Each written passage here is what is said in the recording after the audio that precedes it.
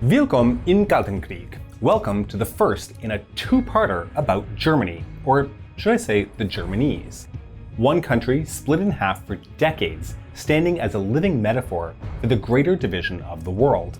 But how did Germany break in half? How did things get this way? You're in the right place to find out. I'm your host David, and this is The Cold War.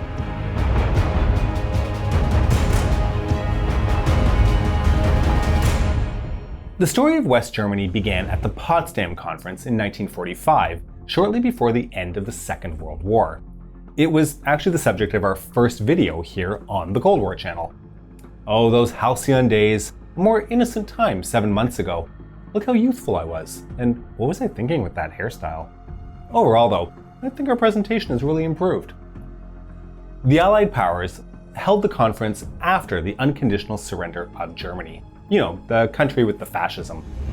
Here, over many sessions, fancy meals, smoked cigars, and glasses of wine and vodka, the world leaders decided what would become of Germany.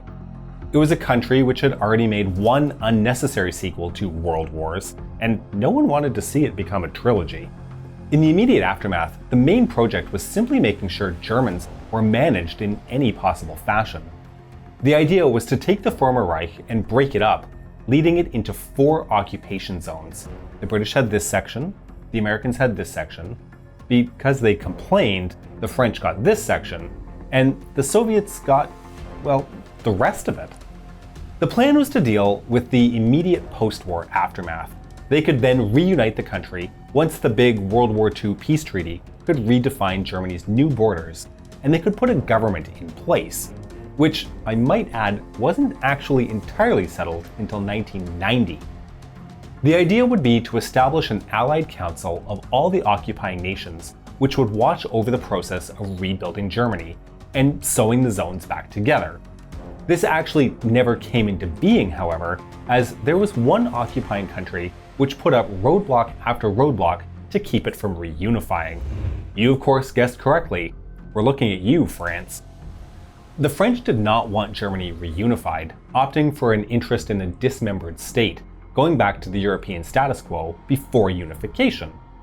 They were also bitter that they weren't invited to the Potsdam Conference. Can't imagine why. To put a new Germany back together, they first had to get ethnic Germans who had moved into territory occupied by the Third Reich during the war years back to German territory. The powers agreed that German expansion from 1938 to 1945 was illegitimate, so any Germans living in those regions were deported. You can imagine some countries might not really appreciate their recent experiences with Germans, and so they were horribly mistreated. This wasn't exactly a kind and understanding expulsion process. Thousands died in forced labor camps, or because of starvation, disease, or exposure from the cold winters. Anywhere between 11 million and 14 million Germans were relocated back to Germany, most coming from Czechoslovakia and Poland. Around 8 million of those ended up in what would become West Germany. These refugees brought with them horror stories of their mistreatment at the hands of the Red Army.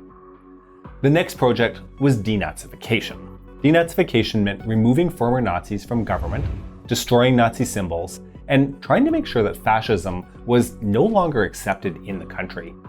They removed any symbol of the swastika, literally blowing them off of buildings with explosives. And even as punishment, forced Germany to use this embarrassing flag for a while. Also, much like what we saw in our video on the reconstruction of Japan, efforts were made to clamp down on Germany's industrial capacity and decentralize its economy. The Agreement of Potsdam was to dismantle Germany's ability to economically wage war, so the war machine factories were torn down. Caps were placed on German production, and living standards plummeted.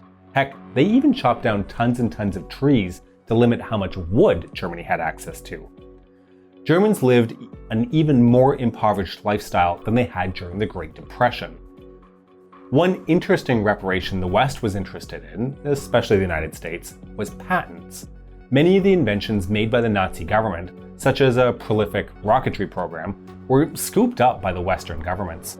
The United States, hungry for not just patents, scooped up a bunch of Nazi scientists and offered to ignore their participation in the German war effort, and sometimes even war crimes, if they'd come help US scientific programs, notably the US rocketry program. These scientists were much of the initial energy to begin the American space program and combat the Soviets in a race to the stars. Of course, you recall our recent episode where we discussed this, called Operation Paperclip. The Soviets, for their part, had access to the German rocket center because it happened to be in their zone of occupation. They'd have to reverse engineer the program instead. However, this approach towards a deindustrialized and pacified Germany wouldn't last a long time. By 1946, the reality of the Cold War was starting to become quite apparent. Much like in Japan, the United States realized that Germany, or at least the parts of Germany not occupied by the Eastern Bloc, would be a much better asset as a powerful ally against the Soviets. It was useless as the declawed kitten of Central Europe.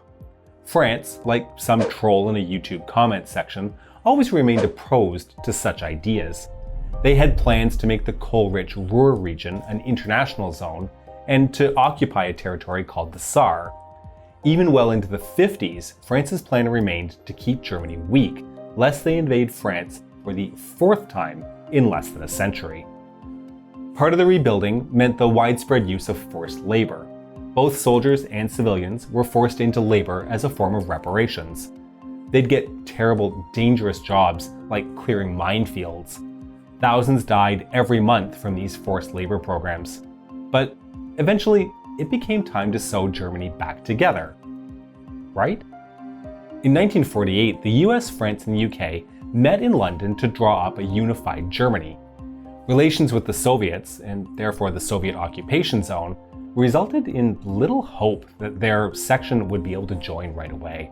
So, without the Soviets present, they drew up plans for making a democratic, capitalist German state.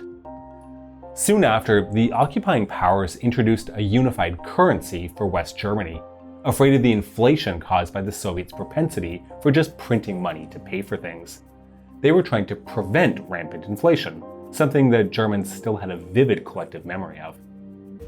However, this meeting and the currency exchange led to a nasty blockade of the western occupied areas of Berlin by the Soviets. Cold War Channel fans will likely remember it was this currency reform, seen as a way to exert influence over East Germany, which led to the Berlin blockade and necessitated the Berlin airlift. We've made a video about it before, after all. Soviet anger aside, in March of 1949, the Federal Republic of Germany, the Bundesrepublik Deutschland, declared itself into existence. In late 1949, sensing that the Western powers did not plan on halting their influence over this new country, pushed their occupation zone to found the communist German Democratic Republic. But their story is for our next video. Over the next 6 years, West Germany would get more and more autonomy. In 1950, the US pressured West Germany to rebuild their military. American resources were moving out of the region to focus on the newly broken out Korean War. However, somewhat understandably, other European states opposed rearming Germany. In 1951, they joined the European Coal and Steel Community, an organization which would eventually become the European Union. Through that community, the Germans joined on a proposed defense committee which allowed them to have a shared military with European powers, until it was killed by, well, you guessed it, the French. West Germany became a fully independent country in 1955. So now we have West Germany. Now what? First, they needed to find a capital city to operate the government out of. The old seat, Berlin, was now half occupied by the Soviets and deep within East German territory. The provisional capital was in Bonn, but they played around with different capital ideas. They proposed Frankfurt, the old Holy Roman Empire capital, but eventually settled with being happy with Bonn. Their idea was that it would remain a provisional capital with an eye to one day reunify the country and return to Berlin. West Germany began to expand its economy and grow into a powerful Western European nation, eventually even becoming a NATO member. But now Germany was a fractured country. A border separating the two powers of the Cold War ran right through their homeland. Hence why Germany stands as a symbol of the whole conflict. Now, what was the story like for East Germans? Stay tuned for the conclusion to this story in future episodes. To make sure you don't miss that future episode, please make sure you're subscribed to our channel and have pressed the bell button. A big thank you to Tristan from Step Back History, who is the writer for this two-part series of the creation of the two Germanys. We can be reached via email at thecoldwarchannel@gmail.com. We're also on Facebook and Instagram at The Cold War TV. Consider supporting us via Patreon at www.patreon.com/thecoldwar. This is the Cold War channel, and don't forget, the trouble with the Cold War is that it doesn't take too long before it becomes heated.